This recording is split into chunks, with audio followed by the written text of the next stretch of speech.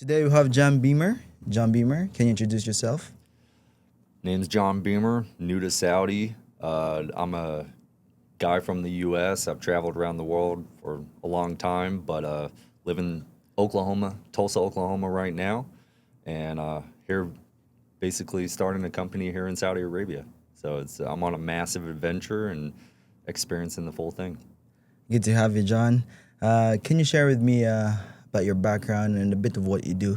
Yeah, so pretty much in 2018 in Tulsa, I had got out of the Army, moved to Tulsa, Oklahoma, and started a investment company, small investment company, while I was working at a construction company.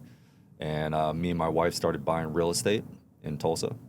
And it was a fun journey, but we pretty much risked everything we had, all our money, and we started building up this investment company over time. And yeah, we had a very fun journey and learned a lot in the process.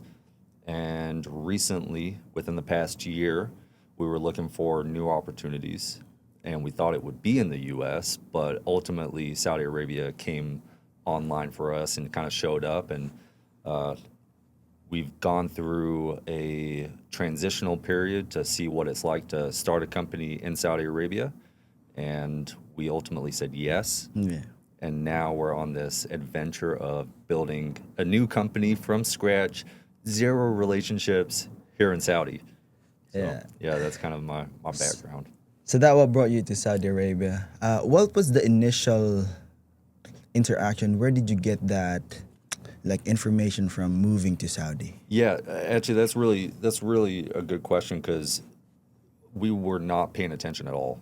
Like Saudi Arabia, of course, we were seeing stuff in the news, uh, but it wasn't like, hey, let's look deep into Saudi. But when we were kind of on this journey of trying to figure out where is our next adventure, what businesses do we want to invest into? Is it startups? Is it in the U.S. It's popular to buy companies, and so we were looking at buying companies, in moving away from real estate into other avenues of investment.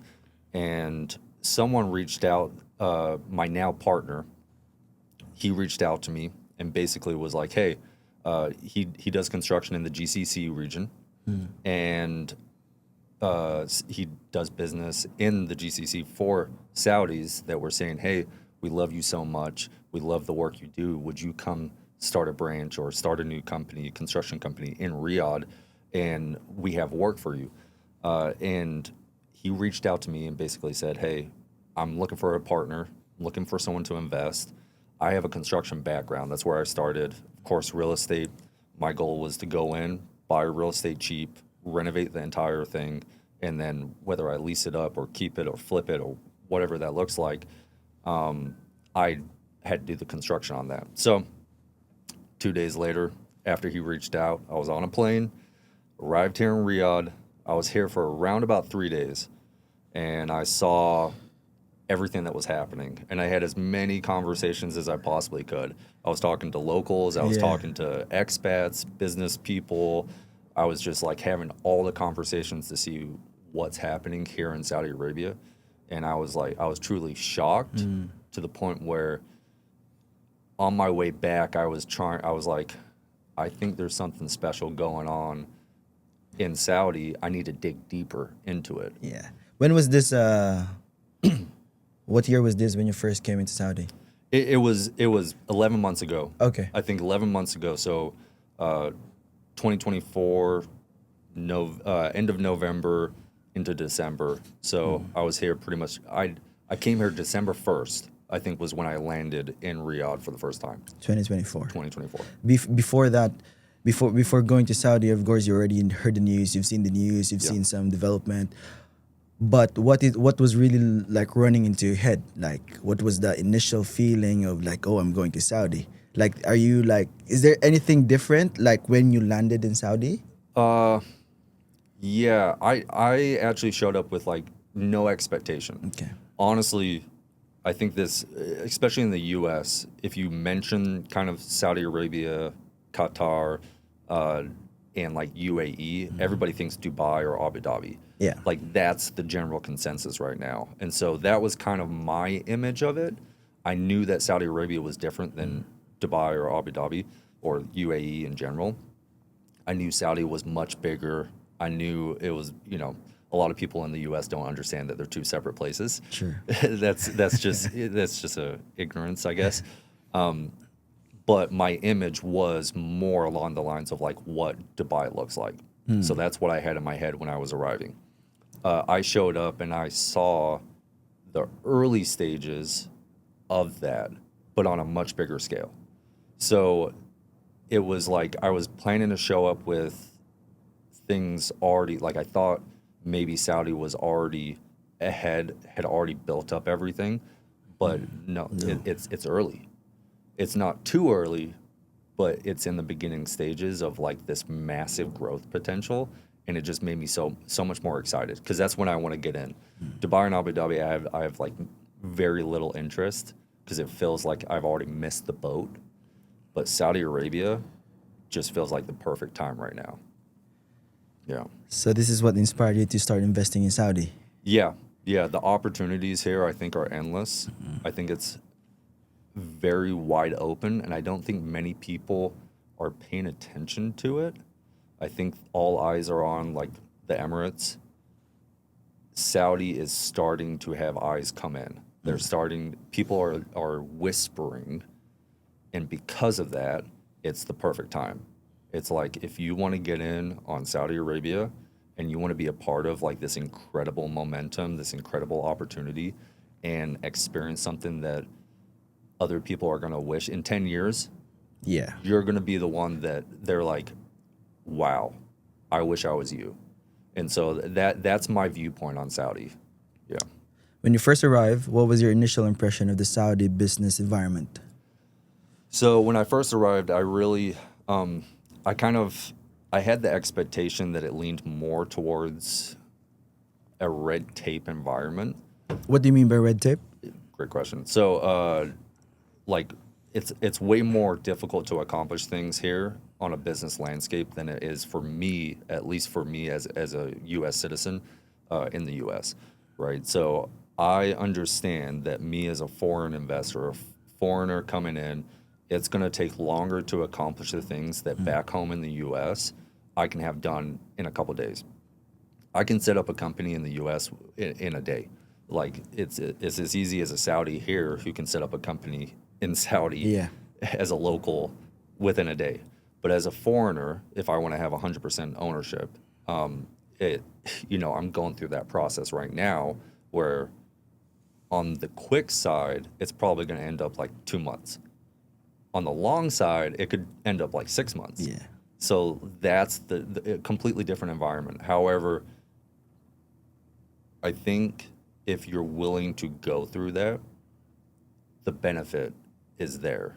I think if you're willing to deal with the rules that are not the same as the U.S. or anywhere else in the world, I think it's gonna be worth it. It's gonna be worth it in Yeah, in the end, long right? run. Yeah. Yes, Yeah. yes, yes. How do you believe Saudi is becoming one of the best places to invest in right now? So, Saudi with Vision 2030, which is the plan that Crown Prince Mohammed bin Salman put out, I think in 2017, 2016, maybe 2018. 2018, I 2018. think. I have to check, but I think somewhere that those years. Yeah, somewhere in those years, he presented it, and a lot of countries will put out a vision and not make any momentum towards it. And so if you look at where 2018, when he presented it, what they've accomplished already, even outside of the giga projects, it's already massive, like momentum. They've accomplished like so much percentage-wise. What they were intending to happen in 2030 has already happened in 2025. So it's like the vision that MBS put in place and also the Saudis that are backing it, it's like every conversation that you have here on the local side of it on a daily basis, everyone is looking at this vision and saying, we're on board. we're going in the same direction. And it's really exciting to hear. So how was Vision 2030 and the country's focus on diversification reshape the investment landscape over here? What do you think about it? Yeah, so Vision 2030 is obviously like a really large, it's like the larger vision. So a lot of the very large institutional funds and investment funds are coming in and they're already a part of it. For the medium size businesses, I think they're just now kind of gaining interest. They want to see a little bit more movement in the right direction, meaning accomplishing some of the bigger projects maybe, because it's still kind of, Saudi Arabia is still kind of unproven, or the vision Yeah. is still unproven in some regards, even though they've met so many of the things that they're trying to accomplish. And so because of that, it's the investment landscape is moving towards like very accessible for people to come in and take advantage of it. Which I'm not saying take advantage in a negative way. It's what you want to happen. You want people to come in and Yeah. say, hey, just like I'm trying to do, which is, hey, here's my resources from the US and I want to bring it over to Saudi and invest it where I can. And I'm not going to do that as a nonprofit. I want to do it for profit so I can For sure. continue Yes. to invest into the Saudi economy. Yeah, funny thing about that is one of my clients in the gym, he said like as locals, they're really, really excited when foreigners invest in their country and when foreigners talk about Saudi Arabia. Yeah. You know, they're very, very excited. And I think they're also all in when someone like, hey, can I chip into your company?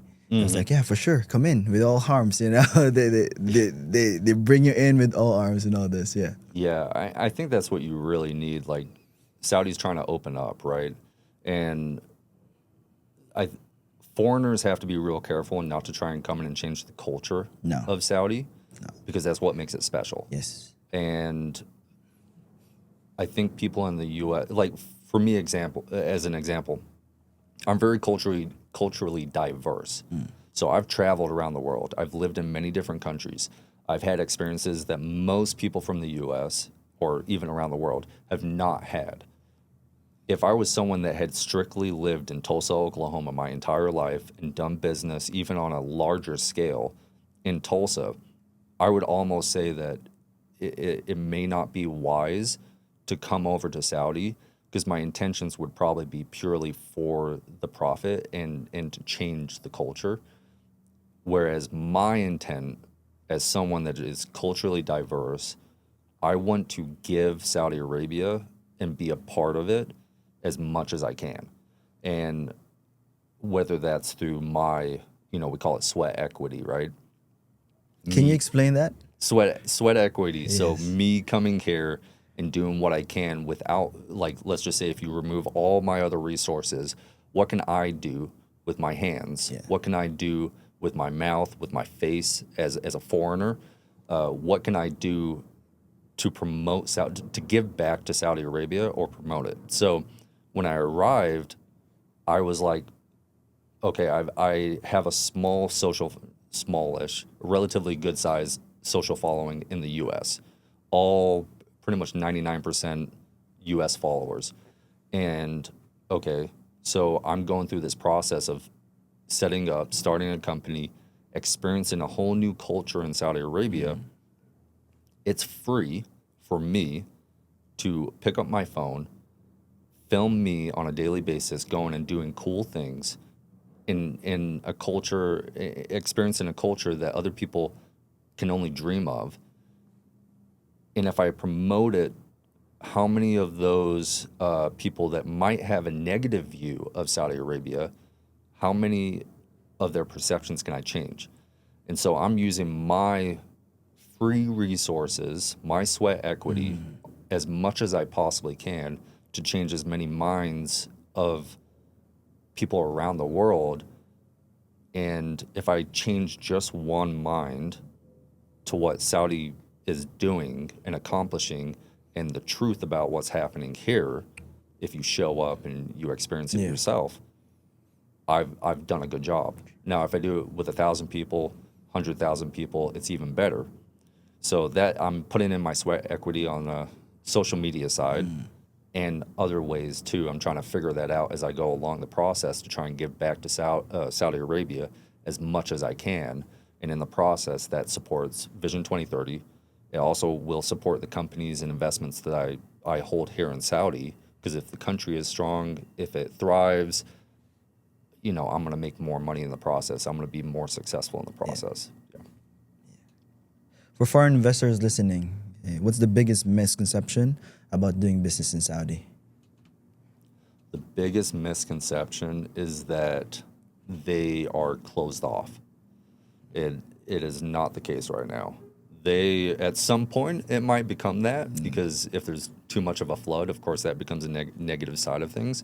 But right now, as a foreigner, it is a wide open environment where they're saying, hey, come in. They have a specific office for you as a foreigner to walk in and say, I want to set up a company here in Saudi Arabia as a 100% foreign investor.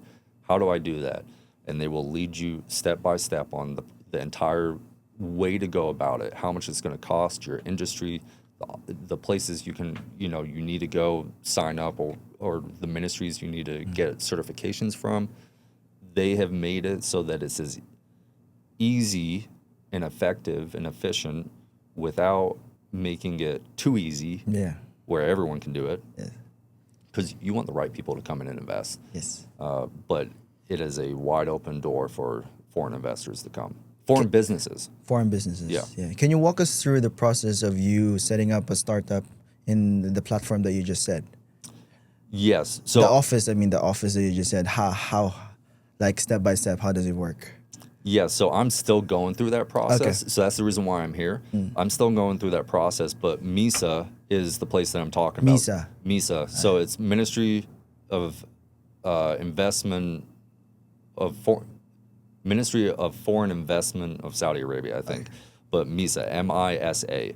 And that's the office. You go, I took an Uber. I showed up.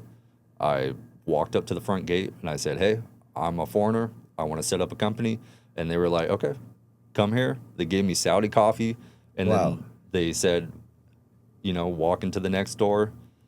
Hey, what do you need here? I'm like, I'm setting up a company. They sent me to the next table. I picked a number. I sat down, and then there was a lovely Saudi woman that helped me out. And I said, hey, I want to start a construction company. I have a partner that does business in the GCC. Walked her through the process. She literally said, here's what you're going to need. Here's where you need to go. And any step of the process, come back, and I can help you out. And then from there, you're doing it right now. Yeah, we're still going through the process. Yeah. I call it, I could pay someone to do it for me. Yeah. But I am someone that likes to call it, I talked about the sweat equity. There's also the college tuition, or university, uni tuition, right? The learning process. And instead of paying someone money that knows the process, I'm going through it myself until I can't go through it anymore. And then I have to pay someone. I'm going to go as far as I can because I get to learn all the offices and all the people that I need to go talk to where I don't have to rely on anybody else. Yeah. It's good. It's the tougher route. It's not the easy route Yeah. by any means, but through this process, I become someone that has way more knowledge than someone else that just says, hey, you're an expert that does this on a daily basis, go do it for me, even though that's the quickest way to go about it and more effective because I could start making revenue not tomorrow, but in 2 months I can start doing construction jobs or, whatever I want to do. Even though it might take me 4 months and I've lost 2 months, my knowledge is going to be way greater than that other person. And so I'm willing to give that exchange, at least in the first year, learning what Saudi Arabia, the red tape we talked about, right? How to go through that effectively is very important to me. Which sectors do you think the most potential for investor in the next 5 to 10 years? Here in Saudi Arabia, Yes. I think it's everything except real estate. Everything except real estate. Real estate. Why? Because of the new rules that were just put in place, and so this is just through conversation with big developers here that I've had, and unless you're coming in with a large amount of cash, it's probably very high risk. Whereas in the U.S., there's very little restrictions on, especially where I live. Maybe in New York or California, it's probably similar to what Saudi is right now. But and actually this benefits a lot of people coming into Saudi. So it's not a negative, but for real estate investors, it might be. They have put a hold or a pause on rent increases in Riyadh. So if you're an investor, you're wanting to try and increase the rent because that increases the property values. That's the nature of the beast of real estate. It happens over time, no matter what you want to do. But MBS put a rule in place, said that all rent is paused. This is from my understanding. Yeah, for the next 5 years. 5 years, which is for the people that are building multifamily or any sort of construction right now. They may have had plans to increase rent every single year. Now that's put a hold on that, so that's become more difficult. And then also, I think if you hold land, you must build on it within basically as quick as possible. Or in 12 months, you're getting taxed 10% on the value every single year. So there's going to be an increase, which is great for me as someone that's starting a construction company. There's going to be an increase of building multifamily, offices, retail. And because of that, the value economically, if it works, the value of property should decrease or at least stay the same because of these rules put in place. So as a real estate investor, I don't think it's not the best place unless you're willing to go the 20, 30, 40 years in the process. Then it might actually really be great. All other sectors, though, everything else I think is really, if you're in the startup environment or even just the companies that, like regular companies, like a construction company, I don't know, flooring company, electrical company, these are great environments because there's just so many opportunities to do a good job and put the right systems in place. I can't explain it more than that. It's like whether you're in fitness, health and wellness, which I would love to get into the health and wellness side of things. I think there's many things from the outside of Saudi that we can bring here. It's just like you just have to have the risk appetite to come and try a new thing here. Yeah. If you would rank your top 3 sectors in the business industry in Saudi, what would it be? So absolutely first would be construction. I mean, that's the reason why I'm here. Anywhere you drive around Saudi Arabia, it's a construction site. It's not a bad thing because they've pretty much only had maybe 7-8 years worth of this massive push of development. And then they had, of course, COVID-19 happened in the middle of that. So that was like a minus 3 years in the process. So really you're only 4 years into this construction cycle and you have a whole long runway of construction of new projects, not just the giga projects, but everything from the retail, the malls, the cafes, all the way down to like villas, right? So construction is 100% number one. It's very competitive though, very, very competitive. Below that, I would probably put health and wellness. I think Saudi Arabia is hungry to become more healthy. I think they're hungry to have the maybe the supplements, the healthy energy drinks, the vitamins, and then all the way to the community fitness, so CrossFit, the big box gyms, and then even just small like run clubs. I think is just a massive opportunity if you can figure out a way to monetize on run clubs, and then technology on that side too. Tech would be the next, and anything to include that makes things more effective and efficient, I think you're going to have a big win.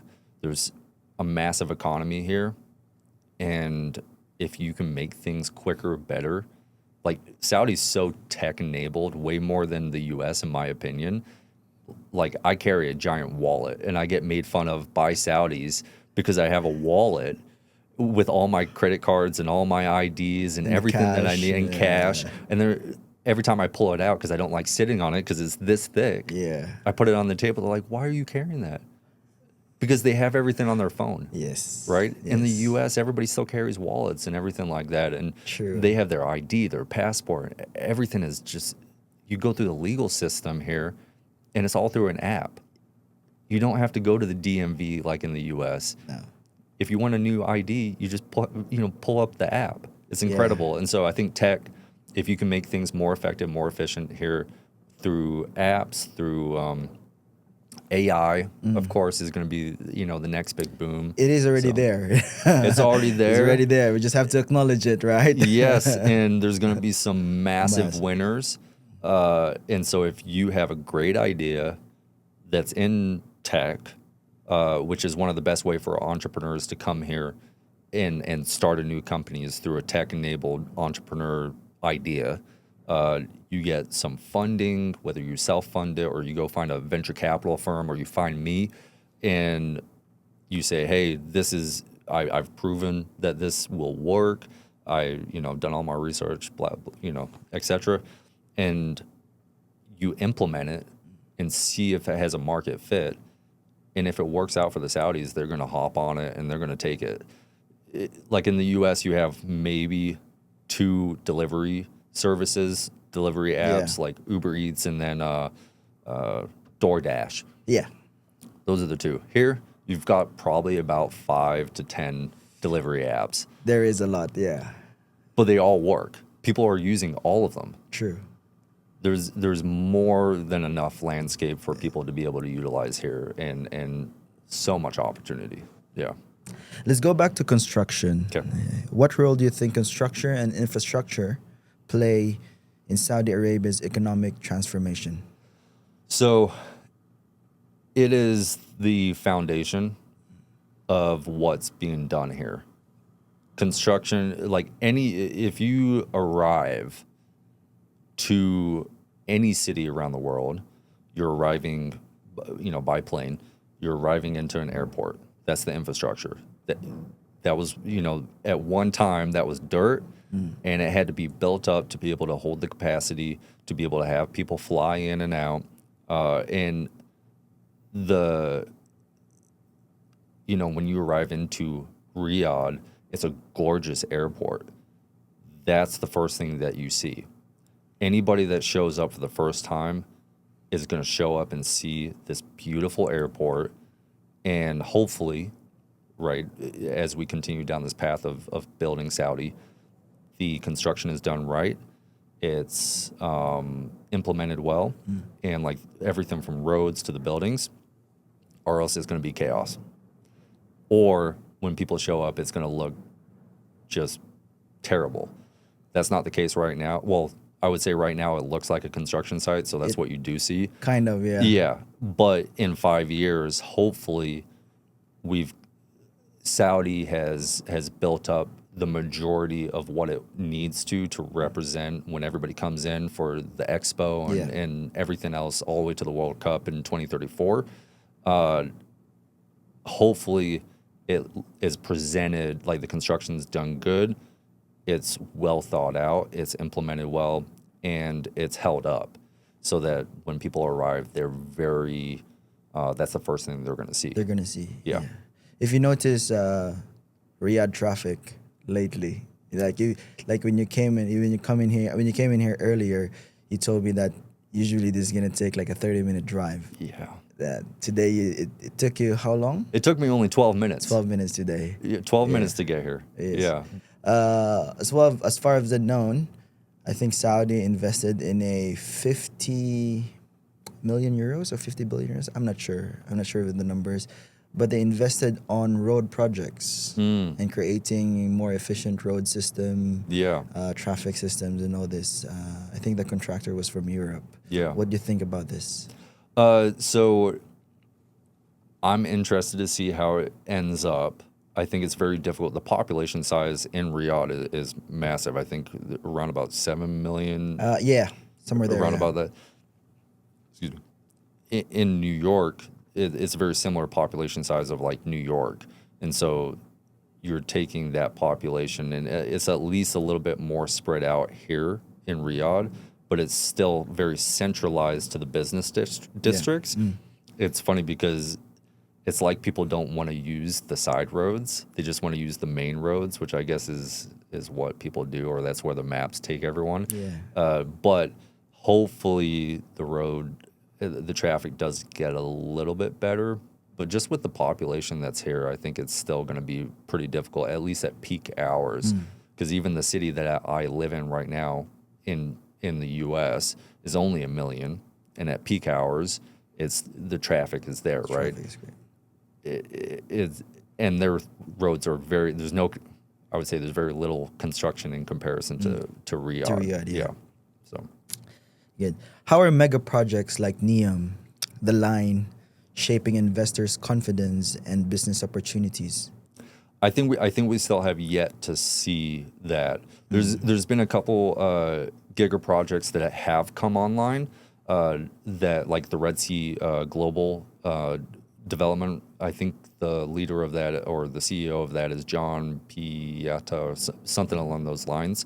He's done a very good job of the Red Sea projects. So like the ones that everybody are posting about right now, they look like UFO spaceships. Yes. So that to me, coming online, people going experiencing it and having a really good experience. To include, they just got a Michelin star or 2 Michelin stars at one of the restaurants, or maybe 2 of the restaurants there, like yesterday. So as big projects like that come online, and then they also just opened up the desert mountain hotel. Oh wow! They up near Is it a Neom. NEOM? It's up in Neom. Okay. It was the same people that did the UFO spaceship. I think it's called Sherba. Is the Red Sea resort. They have another one that's a desert rock resort that just opened up. So I've been seeing people go there, influencers and stuff like that. Looks like an incredible experience. Those are kind of technically counted as giga projects, I would say, not like The Line, but those are sizable projects and small wins that as they open up and people, they're Instagram friendly, they're YouTube friendly, and when you go there and you show it, people will never guess it's in Saudi Arabia until you say so. And then people are going to start asking because they look so grand, they look incredible. People are going to say, I want to go experience that. And actually, my second time, after my second time back, this is my 4th time in Saudi Arabia. After my second time back, I was taking a trip, I think it was to Florida, and I was just talking to the airline, the people working in the airline, and just having a conversation. And she mentioned randomly, she was like, yeah, for my birthday, I'm actually taking a trip to Saudi Arabia. This was someone in the middle of, I think it was Florida. I didn't bring up the fact that we were doing anything in Saudi Arabia. And she was talking about it. And she was like, yeah, I saw this place, this resort. And I'm like, I want to do that for my birthday. So I booked a trip. And I'm on my way, like, in a couple months. And so we started having this conversation of Saudi in the middle of Florida, random conversation. And I've had multiple of those since. And I think that's going to become more and more over time, especially as these big giga projects come online and open up and people get to experience it and their minds are going to be blown. And then it's going to become a bucket list item. Yeah. Probably, yeah. Yeah. Have you ever been to Jeddah? I've been to Jeddah. Yeah. And how was it? Great. I'm not a humidity guy, so that's my only negative side of it. However, the Red Sea is gorgeous. They're doing incredible stuff there. I've been twice, I think. First time was for business, so I didn't get to experience too much of it. But the second time, I went for F1. Okay. And so I spent some time experiencing the F1 event. And it was grand. It was exciting. It was my first time ever going to Formula One, so that was cool. And the experience that they put on, the show they put on was really special. And then I got to experience the Corniche and stuff like that. So, and the food there is great. Yeah. Right off of the Red Sea. Seafood. Yes. Oh my gosh. Yeah. Yeah. It's one of my favorite places. I worked there for 4 years. So Yeah. It's I will definitely, anytime I want, or I should say, anytime my wife wants to go have a little bit of a restful vacation, we're going to fly over to, Jeddah. And which when I was showing up there the first time, I was saying Jeddah. yeah. And everybody was like, no, it's Jeddah. Oh yeah. It's like Jeddah. Jeddah. Something like this. Yeah. Everybody was saying I was saying it wrong, and so I'm trying to get better at my pronunciations of different places. So, but anytime we want a restful vacation, it's definitely going to be a hop over to Jeddah, and experience the Red Sea. So yeah, I'm excited about that. For new entrepreneurs, what are the entry points or gaps in Saudi market that are worth exploring? Definitely health and wellness. I think that's really, it's something, the population size here is really great, and there's not a lot of health and wellness stuff going on yet. I think if you go over to like Dubai, I've never been to Dubai, but just from what I've seen from an outside perspective, there's a lot of health and wellness stuff that goes on there. I think you can kind of model a lot of entry points from that, the UAE, and say, hey, what would work here in Saudi? What do the Saudis want in their health lifestyle? They all care about health. They want to be healthy individuals. They want to walk. They want to experience, fitness. They want to eat right. So how can you bring that health and wellness here, whether it's Pilates or I don't think there's any chiropractors here. There are a few that I know. Okay. There's like 2 that I know personally. Okay. But not that much compared to any other like big cities like. Chiropractors in the U.S. are a big deal, and Oh. so I go my wife goes every single week. I go every couple weeks, and it just like aligns your body. And so I don't know if there's an opportunity here for like chiropractors to come and bring that skill set here. It helps your body. So that's even an opportunity that I'm looking at, is like, hey, how can I invest into a chiropractor that is willing to relocate here, set up shop, and go through that whole process? Because I think the Saudis need to get, cracked and things of that nature. Like, you just got to look for the gaps. Like, what do other countries travel the world, see what is not here in Saudi, and then bring it in. Yeah. Just to speak, like my company right now, that I think that they're one of the innovators of fitness because way back 2008 they started the first commercial company gym in Saudi. Wow. If you know Body Masters. Yes. They, I've seen their gyms. Yeah, so this family that I work with for now, they started Body Masters, and then it evolved into a fitness time, and now we have our new company, which is good. Which And, is Arma. optimal.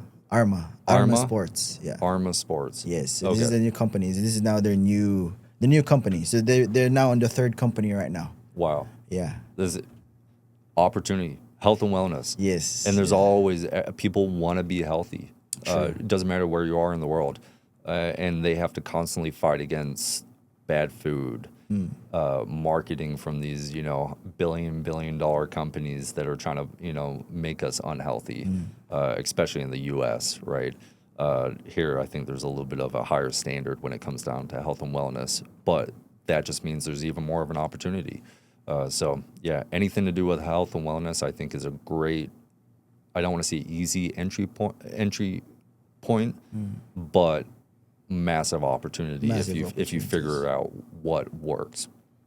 Still not saturated here compared to like Dubai or 100%. yeah, it's still not saturated. Still not saturated. Yes. Yeah, it is early days here, and that's where I don't know if I'm necessarily looking into it, but I'm definitely open to the opportunities here. Yeah. Okay, so speaking of investment, okay, what mindset difference between being an investor and being an entrepreneur? Yeah, actually, that's something that I battled early days. When I got out of the military, my goal, I thought my goal was to be an entrepreneur, whereas it was actually to be an investor. And sometimes they can go hand in hand. It just depends on your skill set. My skill set in the past has been more investor, where you look for opportunities that other people cannot see, and you're willing to take the resources that you do have and risk it for a potential upside. But oftentimes there's not much that you can do in the process once you do invest. You have to be very patient. You have to know when is a good, like, you have to go against the grain. People are often, the best time to invest, which I think is a Warren Buffett quote, is when people are greedy, is when you run away. When people are scared, it's when you invest. And that's so when people are selling, like stocks, when the stock market is low and is red, that's when I dump all of my money into the stock market, because I bet that it's going to go up. I invest. I when people are scared, I'm plowing You're into all it. in, yeah. Right? I think people are, I don't want to say scared of Saudi Arabia, but they're not sure if Saudi will accomplish what it's trying to accomplish. And I'm making a bet that it will. So other people are scared to come move their money here or their resources or start a company here. And I'm saying, hey, this is the time to do it. I've looked at the data. I've looked at the statistics. If they continue on this trajectory, I'm gonna profit from it. Saudi Arabia is gonna do very well in the process, and I want to give as much as I can and help along the way, right? So as an investor, you have to like have a intuitive thought process to be able to risk your resources. As an entrepreneur, it's very much about pushing hard, showing up, the energy you bring. You deal with emotional downswings like nobody can imagine, and then you get massive wins, and you have to, you feel like you're at the top of the world, and then you get a downswing again. And you have to keep on pushing, and sometimes it's not for years that you ever see any results, but then one day it just pops, and then it's like a massive rocket ship. So I would actually say right now I'm going from investor into more of an entrepreneur mindset, because I'm going into builder mode. And so I'm having to take my investor, like I've come up with my investment thesis on Saudi Arabia, and now I'm taking my entrepreneur mind and I'm saying, how can I build the best company that I can here in Saudi and give it the biggest chance of success? Everything that aligns with that, I have to push hard. I have to show up every single day. I can't sleep in. I have to stay up. Saudis love to drink coffee at 9 p.m. and stay up until 2 a.m. 2 a.m. Yeah. Right. So I'm pulling full on days. I don't get to see my daughter as much because I have to be out and about. Whereas as an investor, I can do a lot in my house. There's weeks in the U.S. where I could just sit in my house in my little home office. I can run all my stuff from my phone and still make a good amount of money. Here, I can't do that. I have to go out. I have to build relationships, have conversations, try and, once my company is established, try and win bids to do construction projects, manage the projects well. It's a whole different ball game. Yeah. Yes. Yeah. For founders starting a business in Saudi, what would you advise about raising capital and building credibility? So the raising capital thing is probably, it depends. Not everybody needs to raise capital. I think you need to be very cautious about raising capital. In my early days, I did not raise capital. And actually, I was very, very happy with that. I used my own money and I invested it. And I took a slower path than other people that raised hundreds of thousands of dollars. They had a rocket ship, but they also were controlled by their investors, the people that gave them money. Whereas I had the freedom to go take 6 months off if I needed to.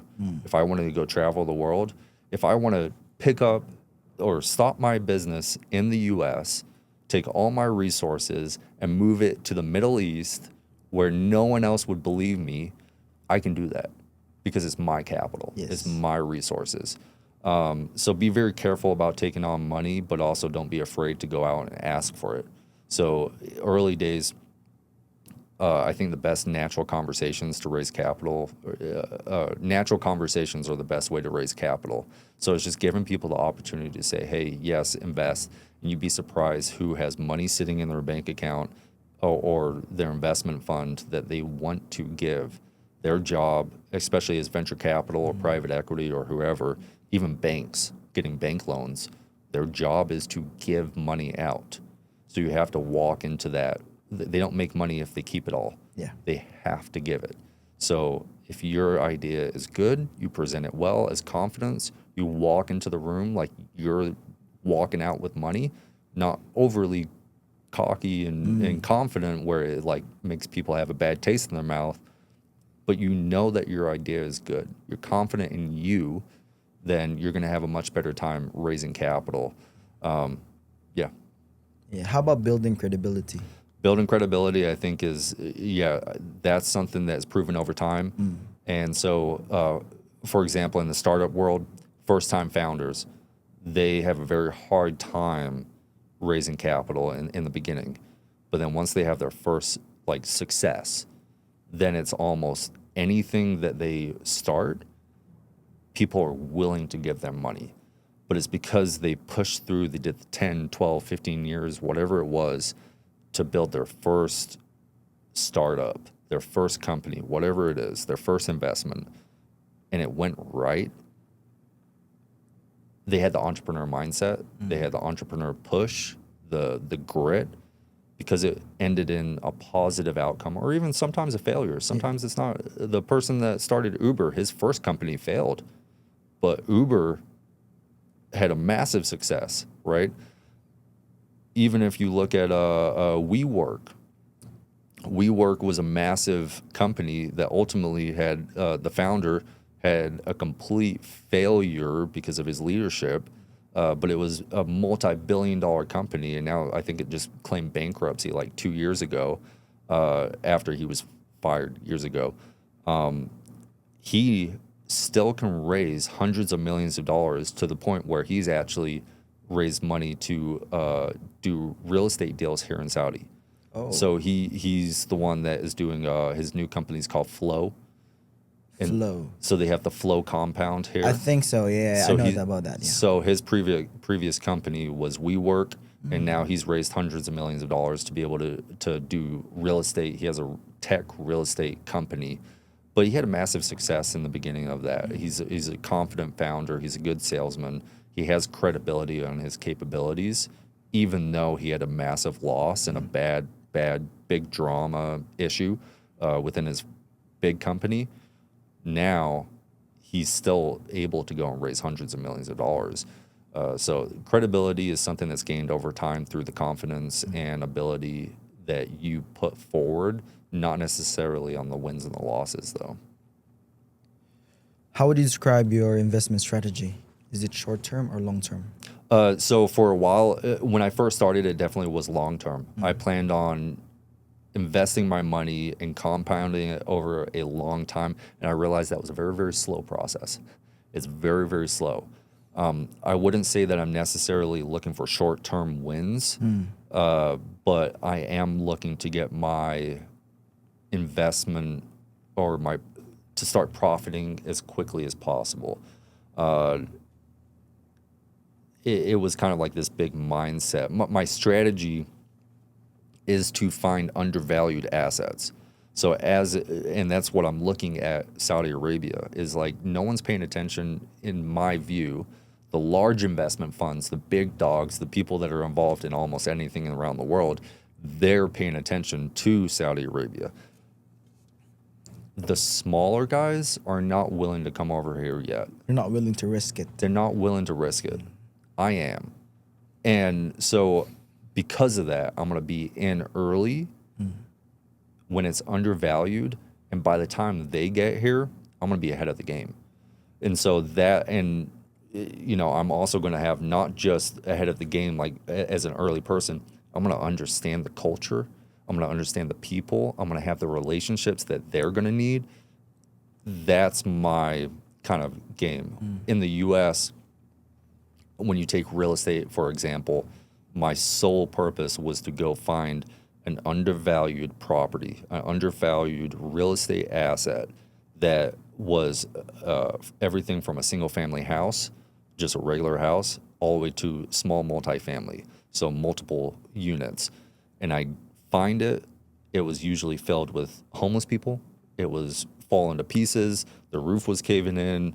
It did not look great. And I'd buy it for a very good price because it was someone else's issue.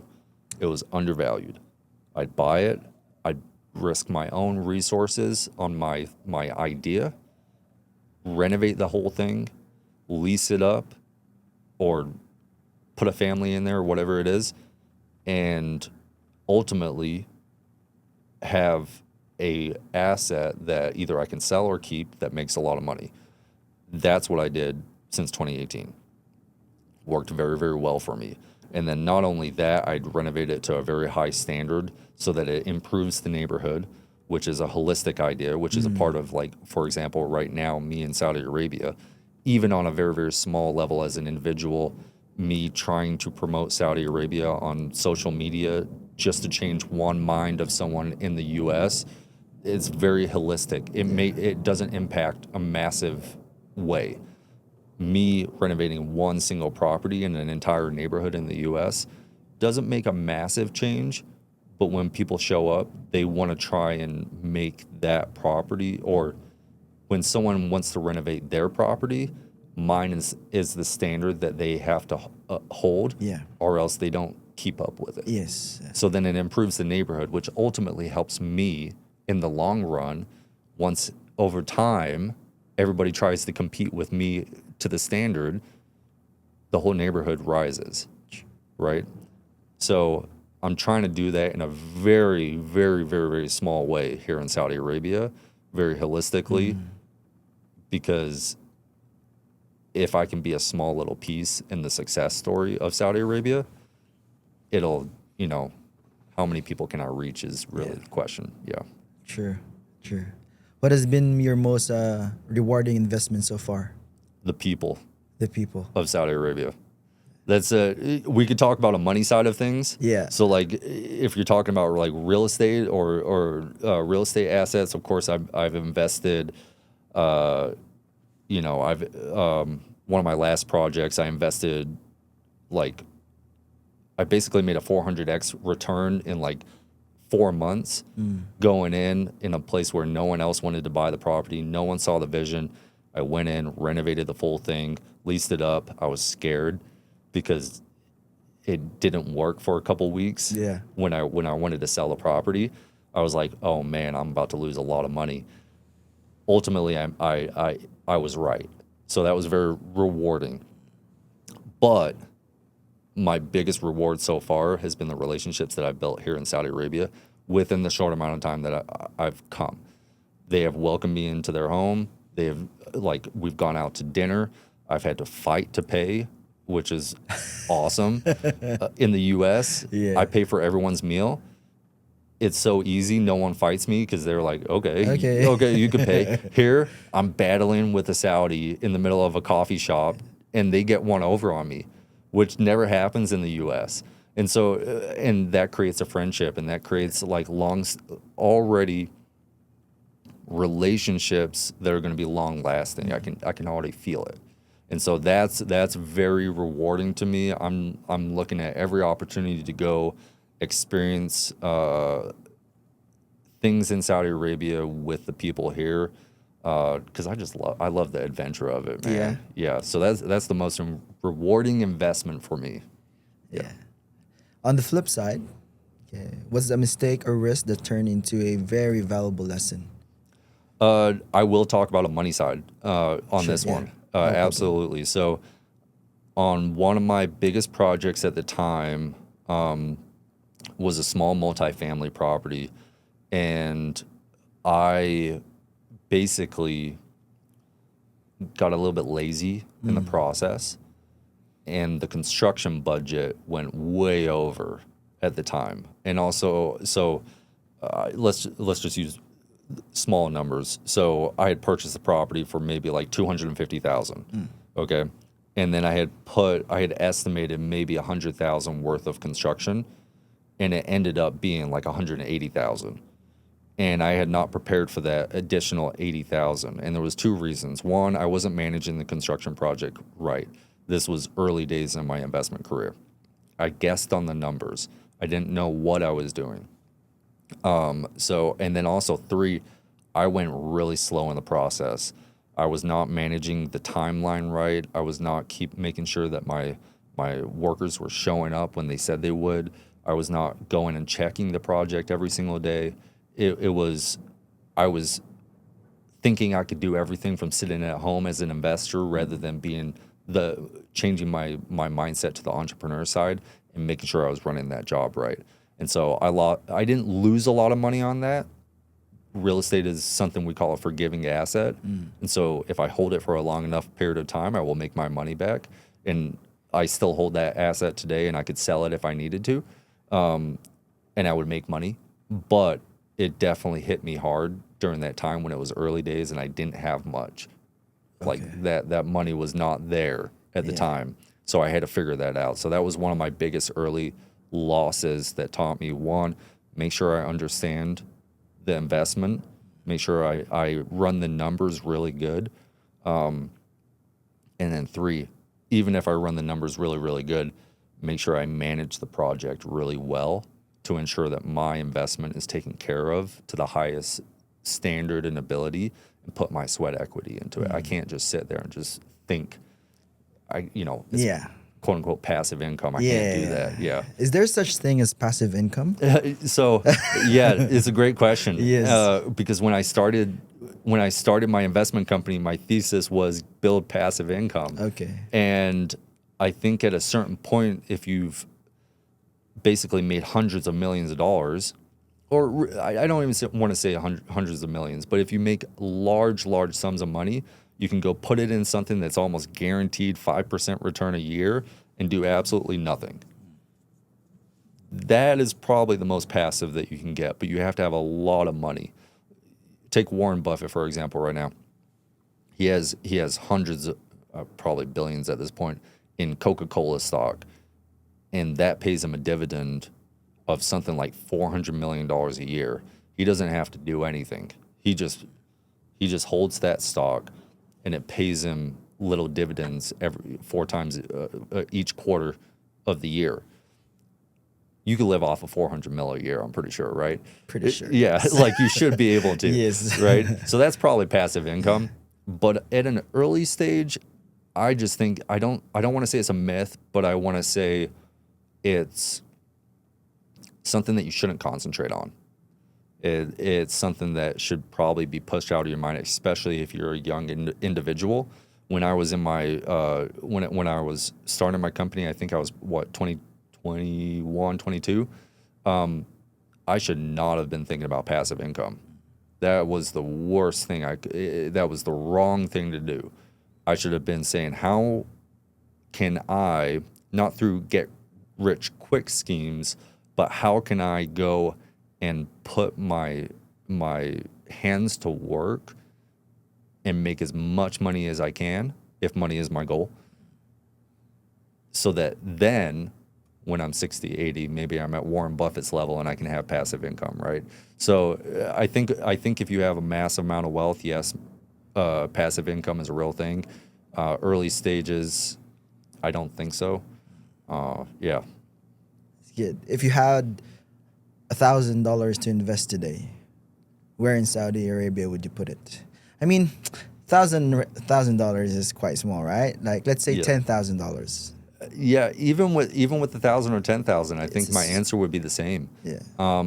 I really think it would be in the relationships. I've built my career off of relationships. I find so much value in picking up the phone and calling someone that I know can open up a door to this opportunity, this person, this event, this business deal, right? And so when I first started my investment entrepreneurial journey, whatever you want to call it, I was reaching out to everyone I possibly could, whether they whether I thought they had some sort of connection to someone else, or like I just wanted to have the conversation. I was having coffee with everyone I possibly could. 3 times a day I would have coffee. And I think I would say the same thing because I'm implementing that right now. Coming to Saudi Arabia, my goal and what I've been doing over the month and a half that I've been here right now has been building relationships with every single person I possibly can. The traffic makes it really hard here.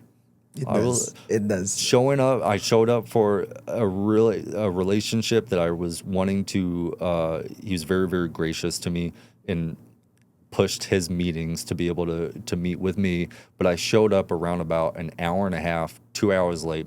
In the U.S., that would have been the end of the relationship. So I'm very, very thankful for the Saudis. They understand Riyadh traffic, but that relationship is already thriving.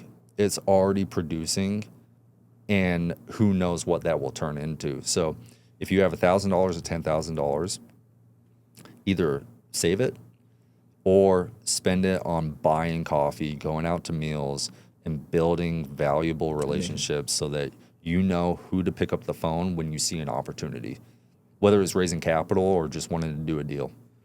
Speaking about saving, I just have to throw it in. How much money should you save percentage wise? It's different for everyone. Just for the general census, what would you advise them? Yeah, I think for the general population, I think saving 10% Of your monthly income is probably the best place to start. And then once you get to so you have X amount of expenses, you need to track your budget every single month.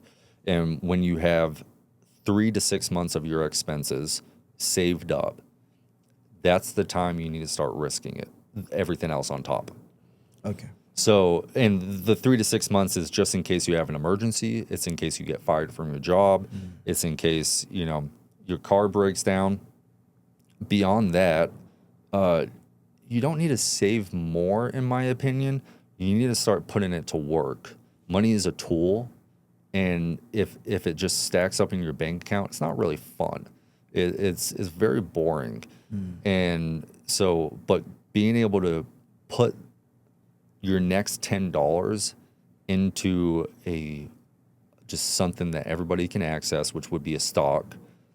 You can go download an app. You can invest into a stock that could be Google, it could be Amazon, it could be something that's just basic. And then you get to see it go up and down. And hopefully over time, right? If it's a good company, it goes up. And your $10 then, instead of just sitting in your bank account becoming $10, and then the next year it becomes $10, and the next year it becomes $10. Instead of that, it's now $20 and $30 and $40 and $50. And so that's way more fun, and also will get you to your end result way quicker. So save up 3 to 6 months, however quickly you possibly can. Everything above that, you need to start risking. What advice would you give young Saudis or expats who would want to build wealth through investments? Have a very, very patient mind. Be very patient. Do not go for the hot stock, right? The GameStop, the Bitcoin. You can make money there, but in my mind, it's just a gamble. Be very, very patient. And like I said earlier, when people are greedy, that's when you need to be the most patient. And it's the hardest because everybody else is seeing money around them, and they're making money off of Bitcoin, and they're making money off of the hot stock, right? When people are greedy, you need to just stay calm, stay patient, and then when they get scared, then you invest. And so when Bitcoin plummets down to 50%, that's when you say, hey, maybe I should actually throw some money at this and see if it goes back up. Yeah. That's it. Lastly, if you could describe Saudi Arabia's investment future in one sentence, what would it be?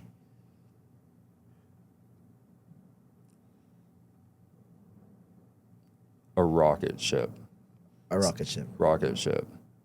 Saudi Arabia right now is on the verge of, it's early, but it's not too early where it feels flat. It is at this point of being able to just take off, and I'm ready to be a part of that. All right. Thank you, John. Absolutely. Thank you very much. Yeah, I appreciate you having me.